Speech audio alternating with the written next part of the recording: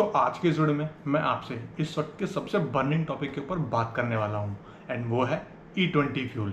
तो अगर आपके घर में कोई भी टू व्हीलर है या फोर व्हीलर है तो मेक श्योर आप ये वीडियो पूरा देखो, क्योंकि आपको काफ़ी कुछ पता लगने वाला है जिससे आप थोड़ा सा कोरिलेट कर सकते हो कि वाकई आपकी गाड़ी के साथ कोई गड़बड़ी हो रही है या नहीं। और अगर आप ऐसा कुछ महसूस कर रहे हो तो प्लीज़ कॉमेंट में ज़रूर शेयर करना। तो स्वागत है आप सभी का चैनल पे और इस एक और नए वीडियो में। तो चलिए फिर बिना टाइम वेस्ट किए वीडियो स्टार्ट करते हैं। तो E20 फ्यूल को लेकर के देश में एक बड़ा बवाल मचा हुआ है। एक मेजर ऑफ द सेगमेंट है जो यूजर्स का हो गया, कस्टमर्स का हो गया, जो गाड़ियां ओन करते हैं वो इसको एकदम खुल के क्रिटिसाइज कर रहे हैं। वहीं हमारी जो सरकार हो गई, बेसिकली हमारे मिनिस्टर हो गए गडकरी जी, वो इसका खुल के डिफेंड कर रहे हैं और बता रहे हैं कि इससे कोई दिक्कत है नहीं।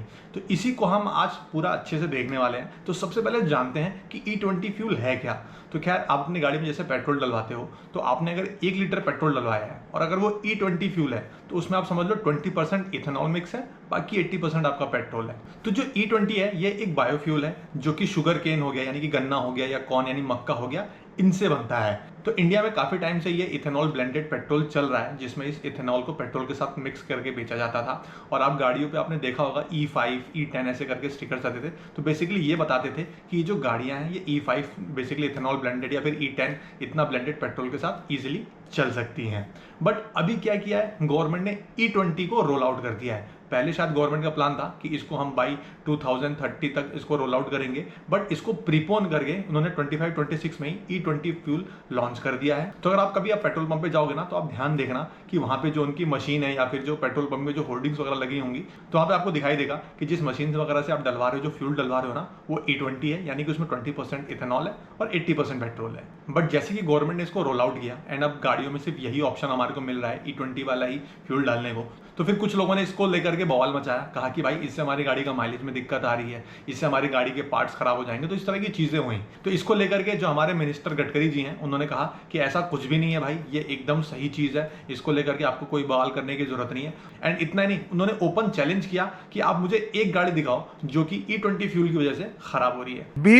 20% इथेनॉल डालने के ऊपर देश में एक तो भी गाड़ी में तकरार रही कि आप नाम बताइए। खैर, इसमें मैं भी कोई कमेंट नहीं करूंगा। तो मेरे को देखते देखते सोशल मीडिया पे एक रील दिखी, तो बल्कि मैं चाहूंगा कि आप भी ये रील देखो कि इसमें इस भाई का क्या कहना है। ये रस्टिंग देख रहे हो, ये पता कहाँ पर है? ये है बाइक के टैंक के अंदर। गडकरी साहब बोल रहे थे ना, एक भी एग्जांपल ढूंढ के बता दो जिसको दिक्कत आ रही है एथेनॉल से। ये लो आपके सामने एग्जांपल है, स्टार्ट होना बंद हो गई। क्यों? क्योंकि जो कार्बोरेटर के अंदर जो नीडल है ना वो फूल गई है। किसकी वजह से? क्योंकि पेट्रोल में एथेनॉल है। कम लोगों में इसलिए आ रही क्योंकि जिसकी कम रनिंग है ना, अगर एथेनॉल वाला fuel non E20 compliant vehicle के अंदर पड़ा रहेगा तो ऐसे कुछ इश्यूज आएंगे, क्योंकि जिसकी नीडल होती है वो रबर की होती है, तो वो फूल गई है, तो वो पेट्रोल आगे जाने नहीं दे रही। हो क्या रहा है, ये ब्लो ऑफ वाल्व पाइप है ना, इससे सारा फ्यूल बाहर आ रहा है। तो ये आपके सामने एग्जांपल रस्टिंग का, ये देख लो। तो ये देख लिया, ये आपने एक रील दिखाई मैंने आपको, जो ये पोस्ट करी है motor__arena ने इंस्टाग्राम पे, आप जाकर के देख भी सकते हो। तो यहाँ पे, और बल्कि चलो एक काम करते हैं, मैं नॉर्मली कोई चीज़ नहीं करता हूँ, हम लोग कमेंट सेक्शन में चलते हैं एंड देखते हैं क्योंकि ये रील वायरल हो गई भाई, इसमें लोगों की क्या ओपिनियन है एंड देखते हैं कि लोग वाकई क्या फील कर रहे हैं। यहाँ पे एक भाई ने लिखा है, dam Shem for my 2011 R15 not getting started, pump was replaced इन 2022। खैर चलिए, अच्छा ये देखिए एक अकाउंट है, इसने लिखा है, who is promoting ethanol, Nitin Gadkari, how is it made, sugar cane molasses. सही बात, जैसे मैंने कहा, how many sugar plants Gadkari has, 17।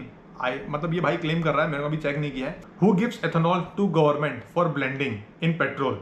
तो यहाँ पे लिख रहे हैं, Manas and CIN agro industries operated by Gadkari son. उसके बाद में कह रहे हैं, what do we get, high tax for ethanol mix petrol. फिर यहाँ पे एक भाई कह रहा है, I am thankful that I purchase E20 compliant bike. जो भी बीजेपी हटाओ, जो भी इनका चल रहा है आप देखते जाओगे, अगर आप ये कमेंट सेक्शन आप पढ़ते जाओगे तो इसमें लोग अपनी सारी चीजें कह रहे हैं। और यहाँ पे इन जो भाई ने क्लेम किया है कि भाई ऐसा ये गडकरी जी के बारे में, उनके बेटों के बारे में मेरे को नहीं पता, ये हमें चेक करना पड़ेगा।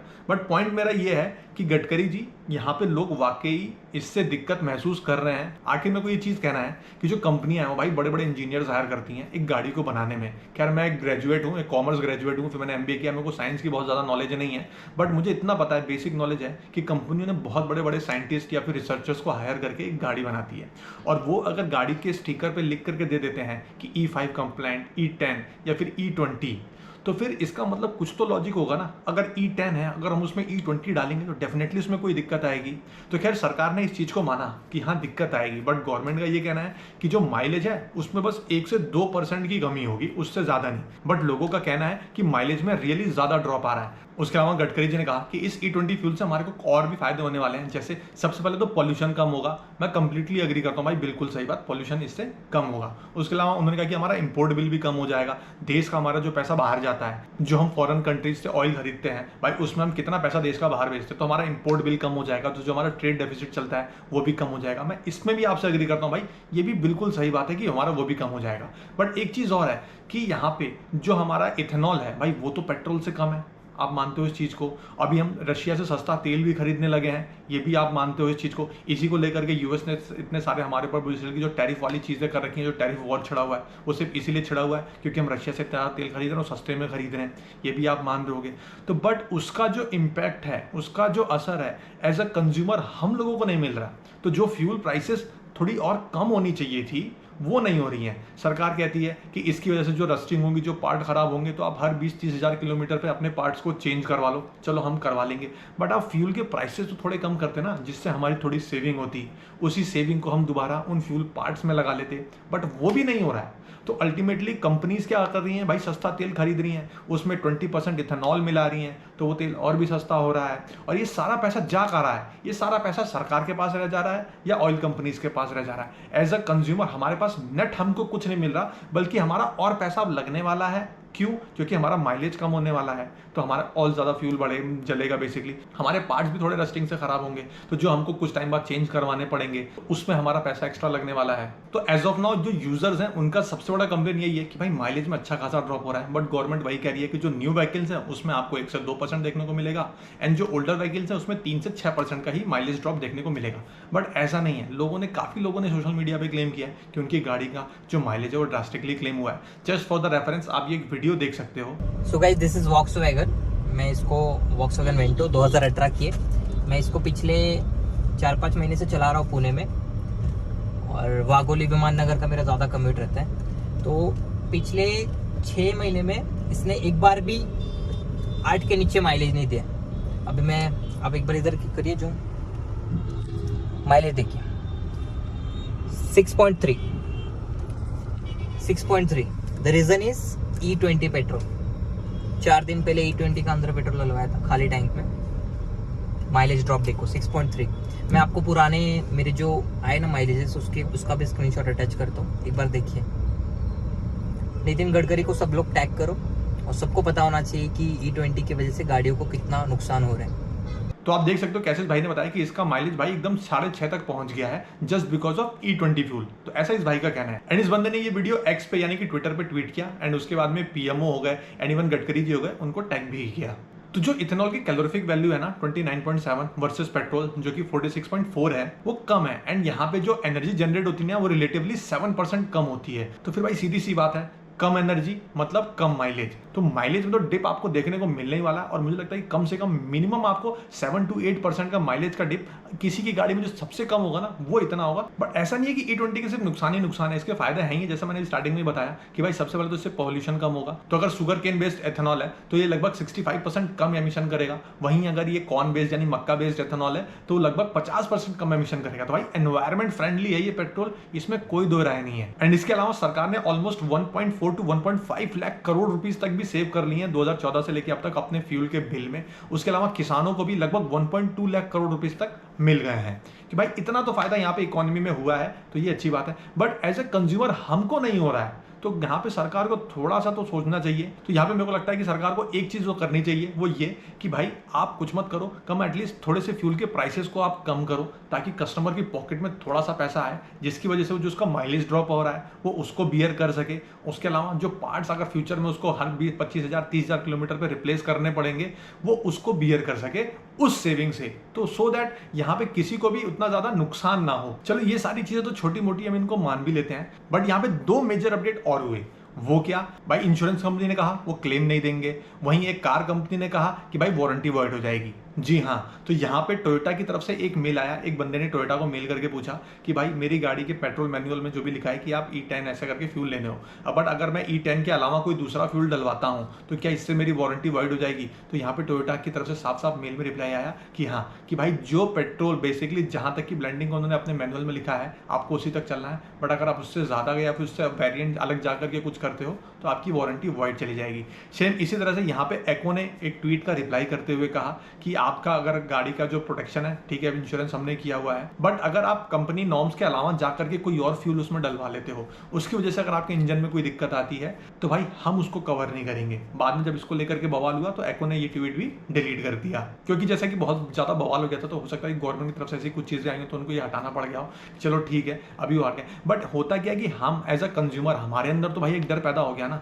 भाई अब हमारा क्लेम नहीं सेटल होएगा, वो मना कर देंगे, या फिर कंपनी हमारा इंश्योरेंस वॉइड कर दे रही है। अभी तक ये सारी चीजें चल रही थी भाई, कुछ लोग जैसे थैंकफुल हैं कि चलो हमने E20 वाली गाड़ी ले ली है, बट ऐसा नहीं है भाई, हो सकता है जल्दी हमारे को E27 भी देखने को मिल जाए। तो यहाँ सरकार अभी E27 के ऊपर काम कर रही है एंड उन्होंने एक प्रेस रिलीज भी निकाला और उसमें बताया भी कि भाई ब्राजील में भी E27 चल रहा है, बहुत पहले से चल रहा है, वहाँ के लोग खुश हैं और डलवा रहे हैं। बट यहाँ पे गवर्नमेंट को ये समझना चाहिए कि जो ब्राजील के पेट्रोल पंप्स है ना, फ्यूल स्टेशन है, वहाँ पे उनको E0, E5, E10, E20, E27 सारे ऑप्शन मिलते हैं, आपकी मर्जी।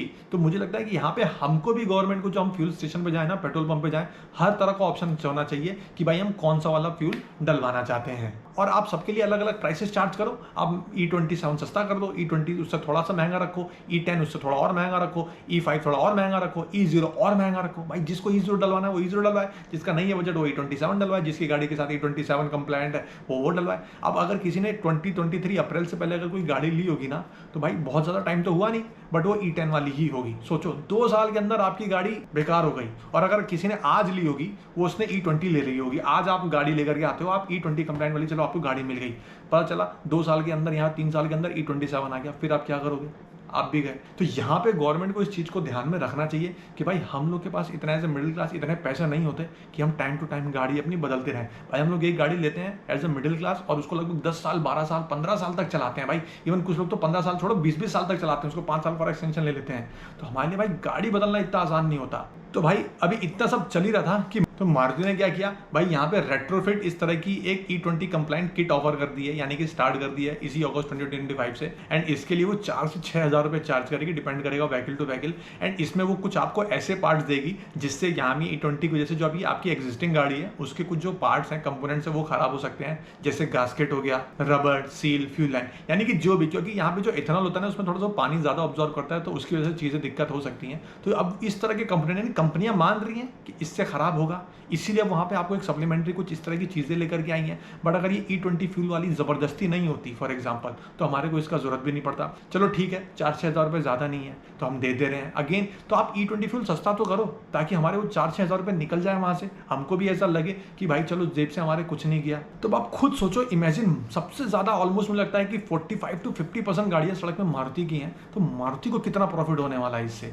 भाई उनको तो फ्री, अभी जो 5-6 हज़ार रुपये आने वाले हैं भाई, ये तो फ्री का ही होगा ना उनके, क्योंकि नॉर्मली तो ये नहीं होने वाला था, बट अब तो ये उनको मिलेंगे।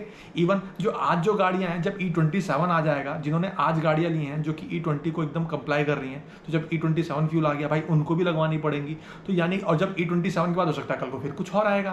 तो यार चीज़ मतलब ये सॉल्यूशन नहीं है। तो खैर एज ऑफ नाउ एक तरीके से ये अच्छा मूव भी है मारुति की तरफ से, क्योंकि भाई गाड़ी खराब हो जाए उससे चलो बढ़िया ही है ना कि 4-6 हज़ार रुपये दे करके किट मिल जाए। तो मुझे लगता है कि यहाँ पे एक मारुति का एक स्मार्ट मूव तो ये है ही है। एंड मारुति को देखते हुए बाकी जो मैन्युफैक्चरर्स हैं उन्होंने भी इस रेट्रोफिट किट पे काम करना स्टार्ट कर दिया है। तो मुझे लगता है जल्दी बजाज भी ऐसा कुछ अनाउंस कर देगी जो अपनी सारी बाइक्स के लिए इस तरह की चीज़ें लेकर के आ रही है। एंड ये वाकई फुल्ली पेड होना चाहिए, कंपनीज को फ्री में लगाना चाहिए, या फिर गवर्नमेंट को उसके ऊपर सब्सिडी देनी चाहिए। इसको लेकर के आपका क्या कहना है, मुझे कमेंट में अपनी राय जरूर शेयर करना। बाकी अगर कोई चीज़ मेरे से छूट गई हो तो वो भी मुझे जरूर बताना। एंड कोई चीज़ अगर अननोइंगली मैंने गलत बोल दी हो तो उसके लिए माफ़ करना। बाकी वीडियो पसंद आया तो प्लीज़ लाइक द वीडियो। फिर मिलेंगे आपसे किसी और वीडियो में, तब तक के लिए जय हिंद, जय भारत।